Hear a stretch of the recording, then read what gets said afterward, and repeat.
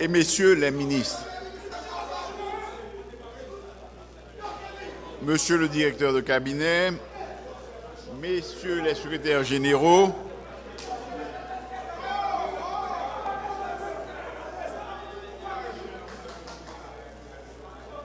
mesdames, messieurs les représentants de la société civile, mesdames et messieurs de la presse parlée, écrite, télévisée et en ligne, mesdames, messieurs les cadres de l'administration publique en vos rangs, grades, titres et qualités, chers concitoyens, chères concitoyennes, distingués invités, mesdames, messieurs, frères ak sœurs, ici, tant que l'autre bord, peuple haïtien.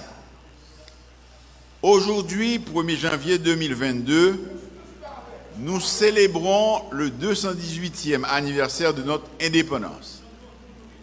Et nous entrons d'emblée dans l'an 219e de cette indépendance chèrement acquise au prix du sang et de lourds sacrifices de nos valeureux ancêtres. Marquer solennellement cette date n'est pas et ne doit jamais devenir une routine dépourvue de sens pour nous autres Haïtiens et encore moins pour nos jeunes auxquels nous devons passer le relais et qui auront demain la lourde tâche de porter le flambeau de la liberté, de l'égalité et de la fraternité. En cette période difficile que connaît notre pays, ce jour doit être pour nous tous en général et pour chacun en particulier le moment de prendre le temps d'une réflexion profonde sur ce que nous, les filles et les fils des héros de Vertières, de Toussaint Louverture, de Jean-Jacques Dessalines, d'Alexandre Pétion, de François Crapois, avons fait de l'héritage qu'ils nous ont légué. Le 1er janvier 1804, n'est pas seulement une victoire militaire de nos va-nu-pieds sur les puissantes armées napoléoniennes. À cette date, nos ancêtres ont inscrit une belle page de l'histoire universelle. Ils ont fait progresser l'humanité et la civilisation en gagnant de hautes luttes le combat pour des droits fondamentaux de la personne, pour la liberté, pour la dignité et pour l'égalité de tous, sans distinction de race, de couleur ou d'origine. Leur devise « L'union fait la force » était plus qu'un slogan ou un propos de communication. C'était une vision, une stratégie au service d'un idéal commun et un moyen pour gagner la victoire finale. L'unité est donc une valeur fondatrice de la première république noire du monde. Nos ancêtres avaient compris qu'il était impératif de transcender leurs différences de statut et de classe, de dépasser leur haine, leur division et leurs préjugés pour affronter ensemble les défis de l'époque que constituaient la conquête de la liberté, de la dignité et de l'indépendance. C'était la recette de leur succès et l'exemple qu'il nous incombe de suivre. Hier, les pères fondateurs se sont soulevés, se sont unis pour combattre l'esclavage, pour lutter contre l'asservissement et l'exploitation de l'homme par d'autres hommes. La volonté de vivre en homme libre de vivre dans la dignité, les a galvanisés, les a stimulés et a décuplé leur courage. Hier, nos ennemis étaient les colons, les esclavagistes, leurs commandeurs, souvent des congénères, hélas. Jodia, l'ennemi nous, l'ennemi peuple haïtien, c'est bande terroriste qui pas hésiter à servir avec violence pour tuer moun avec toute sang-froid, pour kidnapper, pour retirer liberté, pour violer et faire tout ça pour l'argent. Je dis à l'ennemi peuple haïtien, c'est moun qui a volé l'argent de l'État. C'est moun qui a fait contrebande, qui dérefusé payer la douane. C'est moun qui a fait magouille pour dormir sous des GI et empêcher l'État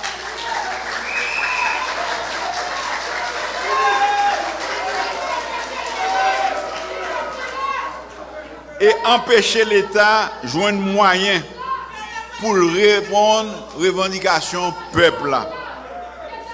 Je dis à l'ennemi République d'Haïti, c'est moun qui a cherché à enterrer la démocratie, moun qui a passé la loi en bas pied et puis mépriser toute règle nous mettait pour nous bien vivre ensemble.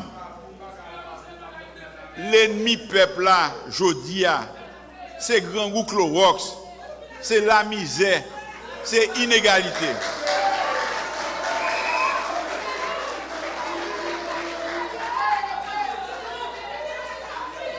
« 2021 a été un annus horribilis pour le peuple haïtien. En ce jour de célébration et de communication nationale et de communion nationale, je ne veux pas ressasser nos malheurs ni les calamités qui nous ont frappés cette année. Mais nous ne devons pas passer sous silence l'assassinat du président, ni le tremblement de terre dévastateur qui a ravagé le Grand Sud, ni les crimes des terroristes, et ni plus récemment le drame survenu au Cap-Haïtien. En 2022, le combat des Haïtiennes et des Haïtiens authentiques est celui de la recherche de la cohésion nationale, de l'unité, de la stabilité et de la réconciliation. 2022 doit marquer la fin des égoïsmes, des animosités et des luttes sans grandeur. 2022 doit être l'an premier de la reconstruction durable de nos institutions démocratiques.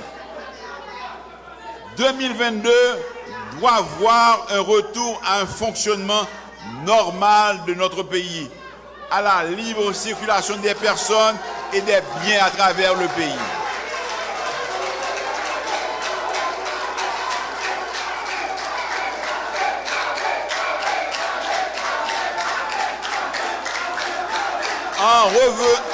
En 2022, s'il vous plaît.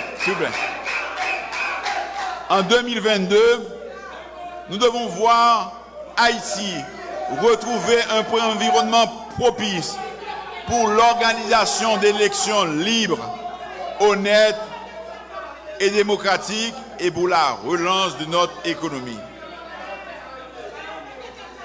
Il y a un pile monde qui toujours a parlé de refondation nation et qui t'a remis ouais nous faisons une véritable rupture avec mauvaises pratiques. Comportement qui mène le pays dans une situation malouque, l'y trouver l'air. Nous dit donc, comportement qui mène le pays dans une situation malouque, li trouve li là-dedans et qui fait en pile monde perdre du repère yo avec toute valeur morale qui s'est potomi dans toute société. C'est pour atteindre cet objectif et pour me remédier à l'état de fait subventionné que j'ai entamé dès les premiers jours de ma prise de fonction une démarche de rassemblement et de dialogue. J'ai travaillé sans relâche en vue de rapprocher les positions de divers groupes qui sont divisés sur la forme et sur les personnes, mais qui, au fond, n'ont pas des divergences insurmontables. Avec de nombreux partis et regroupements de partis politiques et des organisations de la société civile, nous sommes parvenus à un consensus historique entre des groupes qui auparavant s'affrontaient politiquement. Cette démarche a débouché sur la signature de l'accord politique pour une gouvernance apaisée et efficace de la période intérimaire. À tout l'autre monde qui partisans l'autre solution, l'autre initiative, moi je voulais dire, jodi, l'heure pour nous chita, pour nous parler. Nous devons agrandir consensus dans l'intérêt patrie commune. Je convie toutes les filles et tous les fils de la nation à regarder dans la même direction, à reprendre la stratégie unitaire de nos ancêtres qui les a conduits à la conquête victorieuse de 1804. J'ai la ferme volonté de poursuivre dans cette démarche de rassemblement avec détermination et opiniâtreté. Je reste convaincu que cette voie qui privilégie le dialogue et la recherche du consensus nous conduira à bon port. Les défis pour l'année 2022 sont à la fois sécuritaires, politiques et économiques. Sécuritaires d'abord parce que nous vivons une situation inacceptable qui requiert de la fermeté et des actions déterminantes pour faire régner l'ordre, la discipline et le respect de la règle de droit. Il nous faudra tout mettre en œuvre cette année pour mettre définitivement un terme à la barbarie de ces terroristes qui tuent impunément des victimes innocentes. Les familles doivent cesser d'avoir peur de passer dans certains quartiers ou de circuler au-delà d'une certaine heure. La peur doit changer de camp. Li temps pour moun qui paradé à gros âmes, fan foi, exam illégal, moun qui fait menace dans les médias ou sur les réseaux sociaux, moun qui passé autorité de l'État en bas bêtise. M'a met tout le monde ça yo connaît. Mauvais plaisanterie ça yo, vle pas vle, gain pour yo fini. Ça me dit là concernait tout le monde. Tout le monde qui a servi à moun, l'autre monde, individu ça yo, pour régler les affaires politiques yo, ou pour régler toute l'autre cause yo. M'a profité lancer un appel à sens responsabilité média yo cap aider bandits joindre audience ba yo micro pour faire message yo passer pour ka terroriser population. Dans l'autre pays comportement ça te gen conséquences dramatiques nous pas ta mais ouais la caille nous comme ça. Peuple là campé Peuple souverain campé. Nèg vaillant campé. Peuple haïtien enlevé campé. Nous pas te peur. Nous pas peur. Nous pas jamais peur. C'est nèg te anouye. Nous dit Mardi Gras pas peur. C'est mounouye. Bay pays a une chance. Changer métier. Suspendre alimenter chaîne violence là. En 1996, nous avons perdu dans la Tibonite 3 jeunes garçons. Jean-Aubert Sius, Mackinson Michel, avec Daniel Israël. Je dis encore, moi je voulais dire tout le monde, tout secteur, c'est ensemble pour nous sauver le pays d'Haïti. Mais attention, bandit pas là-dedans, magouillet pas là-dedans, terroriste pas là-dedans. Mon gouvernement a engagé des discussions sérieuses avec certains pays amis pour l'obtention de la levée de certaines restrictions sur l'acquisition de certains matériels pour nos forces de l'ordre. Plusieurs nous ont promis un soutien effectif en équipement et en matériel de protection, de communication et en formation. Nous espérons voir la concrétisation rapide de telles promesses dans les premières semaines de cette année. Il en va de la survie de notre nation et de la possibilité pour notre pays de sortir du cercle vicieux de l'instabilité politique. Défis politiques également.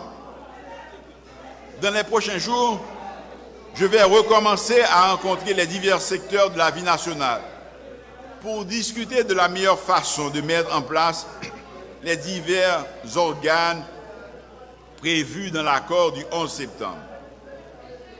Nous devons constituer rapidement un conseil électoral provisoire crédible avec des personnalités qui inspirent confiance et encouragent les électeurs à participer en grand nombre au prochain scrutin, qu'il s'agisse de la consultation populaire sur les changements à apporter à notre Constitution ou des élections devant choisir les futurs élus qui auront à diriger le pays. L'Assemblée nationale constituante et l'autorité de contrôle et de suivi également sont des outils essentiels pour la gestion de la période intérimaire dans la transparence, et tous ces instruments seront opérationnels dans pas longtemps. Ces derniers temps, des personnalités ont fait connaître leur position sur des échéances prévues et qui vont arriver dans les jours et les semaines qui viennent. Là encore, je crois que c'est par le dialogue et la concertation que nous parviendrons à gérer ces questions de façon harmonieuse, sans créer des heurts et des tensions inutiles. Défis économiques aussi. L'instabilité politique et l'insécurité ambiante ont impacté négativement la situation économique de notre pays. La valeur de notre monnaie a chuté considérablement et se maintient à un taux qui favorise l'inflation et affecte le pouvoir d'achat de nos concitoyens. Notre déficit budgétaire a atteint des niveaux insupportables qui nous ont obligés à prendre des mesures difficiles, comme la suppression partielle de la subvention pour les produits pétroliers. Je veux réitérer ici,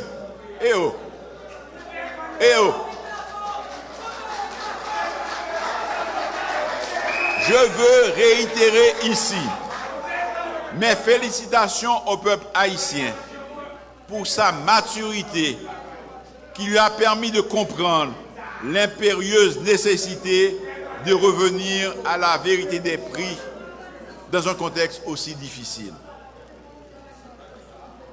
Nous avons l'intention de poursuivre dans la voie de la gestion rigoureuse des finances publiques en engageant une lutte sans merci contre la contrebande qui fait perdre des sommes considérables au trésor public et, je le répète, nous prive des ressources précieuses indispensables pour répondre aux revendications légitimes du peuple. Cela va mécompter ceux qui en profitent, mais c'est une nécessité incontournable et nous le devons bien au peuple haïtien. Nos besoins sont énormes et nos ressources sont très limitées. Il nous faut impérativement augmenter sensiblement les recettes de l'État sans augmenter les taxes. Il va s'agir pour nous de mieux organiser la collecte des impôts et de nous assurer que chacun s'acquitte de sa part. La lutte contre la corruption fait aussi partie des objectifs fixés dans l'accord du 11 septembre. Le gouvernement aura besoin du soutien indéfectible de tous les citoyens en général et des plus jeunes, des pétroliers challengers en particulier. La lutte sera longue et difficile, mais nous ne pouvons pas nous dérober face à cette responsabilité. Nous avons besoin de l'appui de nos bailleurs de fonds et j'ai de bonnes raisons de croire que nous allons l'obtenir cette année. Mais nous avons aussi un besoin de rigueur, de transparence et d'un engagement ferme à rendre compte à nos concitoyens. 2022 doit être l'année de la vaccination contre la COVID-19. C'est Haïti qui a moins de monde qui prend vaccin dans tout pays, dans la zone. À quantité cas qui a augmenté dans un pile pays, si nous pas faire attention, si nous pas faire plus monde prend vaccin, nous risquons de mettre Haïti en quarantaine. M'a encourager tout le monde respecter mesures barrières, mettez masque et prenez vaccin. Dans le dialogue, la concertation et la paix, nous pouvons engager ensemble la reconstruction de notre pays et donner un avenir et de l'espérance à notre jeunesse.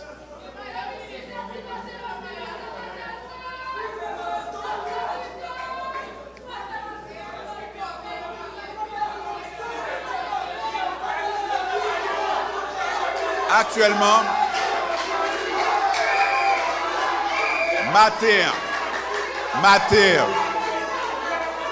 matin, comme traditionnellement dans Haïti, nous sommes allés assister Tédéum traditionnel dans la cathédrale catholique Gonaïve. Malgré toute menace que tu as fait, toute intimidation que tu as fait. Moi, je voulais remercier Claire Géa qui vient célébrer en bas balle Tédéum. Mes remerciements vont aussi, et c'est spécialement à nos valeureux policiers et soldats de l'armée d'Haïti qui ont su faire respecter l'autorité de l'État. Merci à toutes celles et à tous ceux qui se sont rendus à cette célébration et qui ont rendu cette célébration possible. Que 2022 soit une année bien meilleure que 2021. Puisse notre pays retrouver la paix et la sérénité dont nous avons tant besoin pour que quelque chose change enfin en Haïti. Nous t'ai fait 1804, nous qu'à refaire encore. Vive la République d'Haïti, vive l'union, vive la fraternité, Vive le dialogue. Que Dieu bénisse Haïti. Merci.